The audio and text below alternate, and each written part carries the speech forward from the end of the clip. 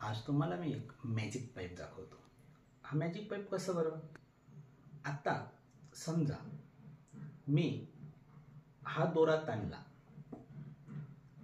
तर निळ्या रंगाचा जर दोरा मी ताणेल तर कोणत्या रंगाचा दोरा वर जाईल? निळ्या रंगाचा, बरोबर ना? पण बघा बरं तसंच होतंय का? अरे अरे अरे काय घडलंय? मी निळ्या रंगाचा दोरा ताणला आणि लाल रंगाचा दोरा वर गेला. आपण आता पुन्हा तसं करून पाहूया बरं.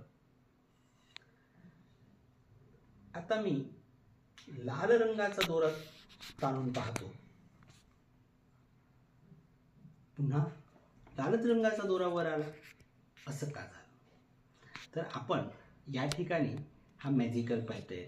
आतल्या बाजूला दोन दोऱ्या एकमेकांना जॉईन केलेल्या आहेत आणि जेव्हा मी दोरी ताणत होतो त्यावेळेस मी काय करत होतो तर खालच्या बाजूला या दोऱ्याच्या खालच्या बाजूला मी हात ठेवत होतो, जेणेकरून हा दोरा ताणला जाऊ नये आणि म्हणून इकडचा दोरा जो होता तो त्या ठिकाणी ताणला जात होता.